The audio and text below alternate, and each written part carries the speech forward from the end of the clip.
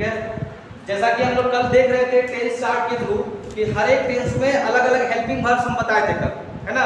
तो वही चीज हम I am going to ask you कि किसमें क्या होगा, वन बाय वन आपको बताना है। आपने से बताइए प्रेजेंट वन में क्या है हेल्पिंग वर्ब, डू और डज।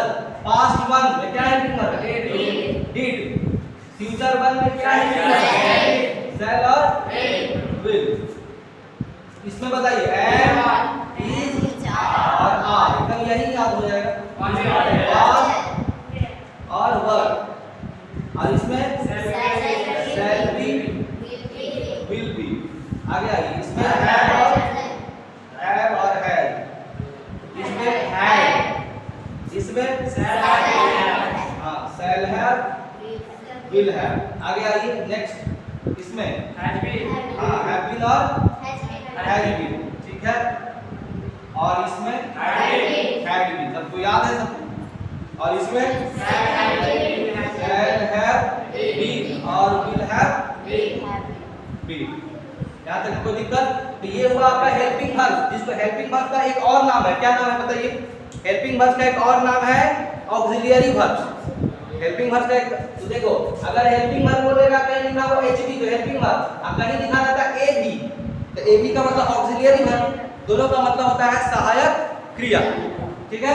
तो हम ये लिख दिए। अब इसका जरूरत कब पड़ता है, जब आप ट्रांसलेशन बनाते हैं तो अंग्रेजी बनाते समय सब्जेक्ट के तुरंत बाद क्या हेल्पिंग वर्ब जनरली लगाया जाता है। जैसे किसी को बोला है मैं पढ़ा चुका हूँ, तो चुका हूँ चुकी हूँ मतलब आप प्रेजेंट का थर्ड में होता है, देखिए तो है तो आपको मालूम रहेगा तब ना कि हाँ प्रेजेंट थर्ड का वाक्य तो पकड़ लिए पहचान के मदद से, लेकिन आपको मालूम ही नहीं कि प्रेजेंट का तीसरा में हेल्पिंग वर्ब के रूप में क्या लगता है, तो आप बना पाइएगा। इसलिए आई तुरंत क्या लगेगा, हेल्पिंग वर्ब हैव और V3 फॉर्म लगेगा। ये जो V3 लगाने वाला फॉर्म है क्रिया का रूप, तो आई हैव डॉट। तो आपको दोनों चीज मालूम होना चाहिए, हेल्पिंग वर्ब किसका क्या है वो, और वर्ब का कौन सा फॉर्म, 5 फॉर्म है ना, वो भी आपको मालूम होना चाहिए, तभी आप ट्रांसलेशन बनाने में सक्षम हो पाएंगे। अदरवाइज आपसे ट्रांसलेशन नहीं बनेगा जो टेंस पर आधारित है। Is it clear? तो ये हुआ आपका हेल्पिंग वर्ब का रूपरेखा देख लिए। अब इसी में हम इसमें बता दे रहे हैं कि वर्ब का जो 5 फॉर्म्स है वो, वर्ब का जो 5 फॉर्म्स है देखिए यहाँ पर V1 से लेकर का V5 तक, तो आपको देखिए 12 बॉक्स में एकदम इजीली ये समझाया जा सकता है। हम कल भी बताए थे, आज भी रिपीट कर रहे हैं। देखिए प्रेजेंट का 4 है ना, प्रेजेंट का चौथा, ये पास्ट का फ्यूचर का, तो आपको V4 का झंडा फहराना है। क्या चीज का झंडा फहराना है? तो V4 क्योंकि प्रेजेंट का चौथा है, पास्ट का चौथा, फ्यूचर का चौथा, तो चौथा में चौथे रूप लगाना है। तो चौथा रूप यानी आईएनजी वाला रूप, तो ये तीनों में क्या लिखना है, V4 और V4। क्योंकि रह रहा का सेंस इसमें आता है और इसमें भी आता है। रहा नहीं वाला किस रहा का सेंस जो क्रिया जारी रहने का, इसमें भले रहा था हो जाए, लेकिन रहा तो आया ना, इसमें भी मैं पढ़ाता रहूंगा, रहा आया ना, मैं पढ़ा रहा हूँ, मैं पढ़ा रहा था, मैं पढ़ाता रहूंगा। देखो मैं सुबह से पढ़ा रहा हूँ, मैं सुबह से पढ़ा रहा था, मैं सुबह से पढ़ाता रहूंगा। तो ये 3 यहाँ और 3 यहाँ, ये 6 घर में क्या लगेगा, V4, क्योंकि रहा का सेंस आता है। तो यहाँ भी V4 का आप झंडा फहरा दीजिए, ठीक है। तो दिक्कत?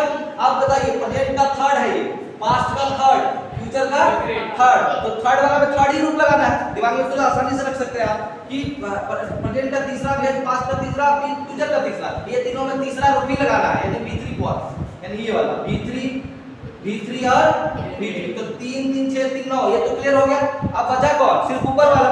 तो इस चूंकि ये सब हर एक प्रेजेंट का पहला भेद है, पास्ट का पहला, फ्यूचर का पहला, तो इसमें आप V1 और V1 हर का पहला रूप, ओरिजिनल रूट फॉर्म। तो अब इसमें बताया थे कल कि ये दोनों को हम स्टार मार्किंग किए थे। क्या किए थे? क्योंकि ये पूरे 12 में ये दो थोड़ा सा क्या है, यूनिक है, अनोखा। इसलिए इसमें एक अलग से एक आप जानिए कि V1 के अलावे V5 भी लगता है और V1 के अलावे V2 भी लगता है, लेकिन ये V1 और V5 एक ही बार में दोनों नहीं आएगा।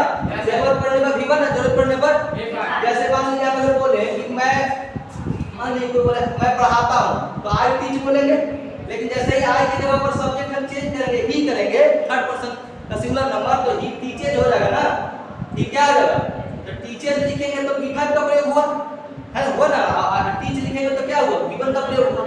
दोनों का हिंदी मालूम है ना, कौन टेंस का वाक्य है, किस टेंस का वाक्य है, प्रेजेंट का पहला, मैं पढ़ाता हूँ, इसमें वह पढ़ाता है, तो ताहत है इसी में ना पढ़े थे पहचान।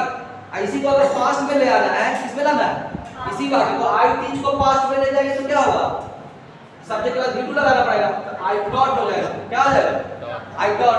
ही भी रहेगा तो ही में भी टॉट ही लगाना है, क्योंकि V2 तो सबके साथ लगता है। तो आप कहिएगा कि सर ये V1 कब लगेगा, V1 आगे हम बताएंगे, क्योंकि जब इसी आई टॉट को आप निगेटिव बनाइएगा ना, कैसा भाग, नकारात्मक भाग, तो आपका वो क्या लगेगा, जो टॉट है वो क्या बदल जाएगा, V1 में बदल जाएगा। जैसे देखो आई टॉट को निगेटिव करो तो आई डिड नॉट, देखो आप टॉट नहीं लिखाएगा, आप क्या लिखा टीच, ये डॉट क्या बदलेगा, क्यों, क्योंकि डिड जैसे ही लगेगा ना तो क्या होगा, फिर V1 लगाना पड़ेगा। तो V2 भी लगा, V1 भी लगा, बस बाकी को क्या किए, नेगेटिव कर दिए।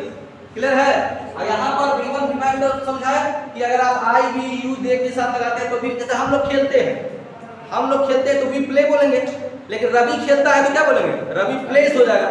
तो ये V1 और V5 क्यों लिखे हैं पता चला, सब्जेक्ट के अनुसार ये V1 भी लग सकता है, सब्जेक्ट के अनुसार V5 भी लग सकता है, लेकिन यहाँ पर पास्ट फॉर्म में V1 V2 कब लगेगा, ऐसे जनरली सकारात्मक जो सेंटेंस होगा उसमें तो सिर्फ V2 ही लगाना है। जैसे रवि बाजार गया, रवि वेंट टू मार्केट, लेकिन इसी को नकारात्मक करके देखिए, रवि बाजार नहीं गया तो रवि डिड नॉट, फिर वेंट नहीं होगा, फिर क्या हो जाएगा, हाँ दो हो जाएगा, V1 लग जाएगा।